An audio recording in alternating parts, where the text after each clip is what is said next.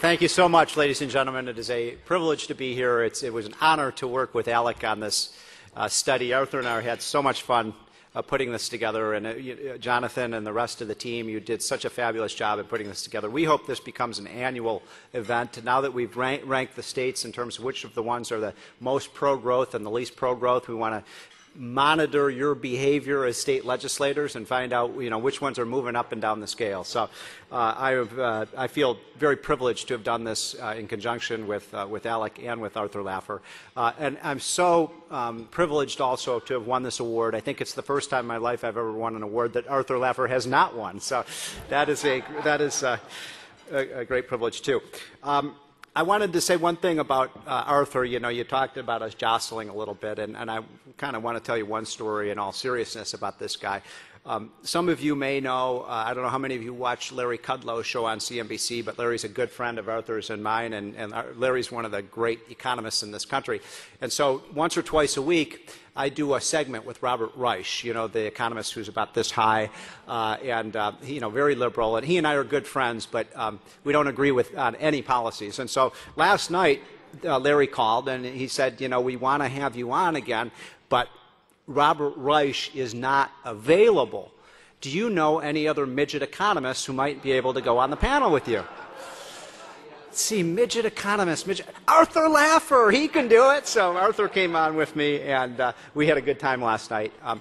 I'll tell you one other thing about Arthur, another serious thing about this guy.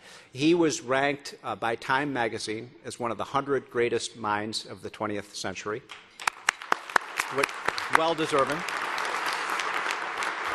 Which only goes to prove that you can put a big mind in a short body. So let me talk a little bit about the study. 8 million Americans last year, a record number of Americans, moved from one state to another. They packed up their bags, they left wherever they were, and they looked for sunnier, more competitive, more opportunistic opportunities around the country. This was, as I said, more Americans than have ever moved before. America is on the move. America is on the go. People in this country are looking for places where they can find jobs, where they can find economic opportunities, where they can find high wages. And what we find in the study, very simply, is that these migration patterns are not random. It's not as if people are just moving around from one state to another randomly. How do they pick states to move? And what are the determinations of what states are really growing and which states are falling behind?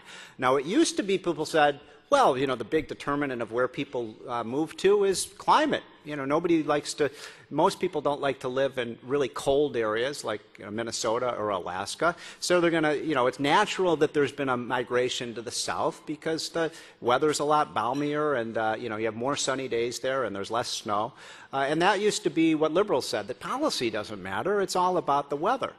There's one problem with that thesis, though, and that is what we found in our study is that guess which state in the country ranks in the top 5 of losing population? California. Any Californians here? California ranks 5th in population loss. For the first time in the history of California, except for one other decade, more Americans actually moved out of California since 2000 than moved into the state, which is amazing. I mean, you have to have some really befuddled and boneheaded policies to make people want to leave the golden state of California. But the state legislature there has proven up to the task. And so you see this, I actually was on the radio in Sacramento recently with the Senate Majority Leader there, and we were talking about the budget crisis there, and this woman said, we got this $10 billion budget deficit, but all we really need to do to solve this crisis is to raise taxes on rich people and businesses. I mean, she actually said this, we got to raise taxes on businesses and rich people. Now, it's pretty evident this woman didn't have her tray table in the upright and locked position. But the fact that she would make this case, I mean, there are, as Arthur Laffer has taught me many times, you keep taxing businesses and you can't keep taxing high-income people, and there aren't going to be too many left in the state. And that's precisely actually what has happened in this decade. It's not just a random sample of people who've left. The people who tend to leave tend to be the wealth producers, the job creators, the entrepreneurs, the risk takers. You're from Nevada. Every time I fly into Las Vegas, which is maybe once or twice a year, you fly into that airport, in Las Vegas is just bigger and bigger and bigger and bigger. And why is that? I would guess 80% of those new people are people who fled California. 9.5% in income tax in California, 0% income tax in Nevada. And we found, all right, let's give a round of applause for Nevada.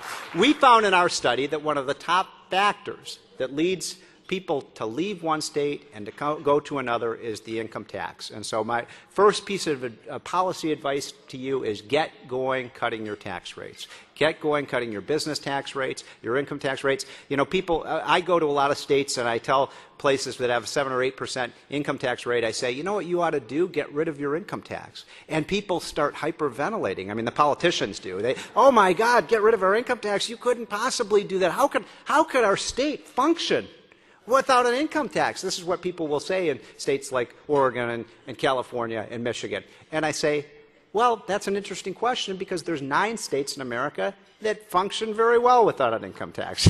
And those are the states that are really growing. And so let's do this. Let's start with a flat, or at least a low flat rate tax, but ultimately your goal as legislators to make your state number one would be to eliminate your income tax. Now, Arthur and I have been working around the states, right, Arthur? And what we're doing is trying to tell state legislators that we will give a big award to the first state in this decade that eliminates its income tax. So get going, folks, because this is a contest you certainly would like to win.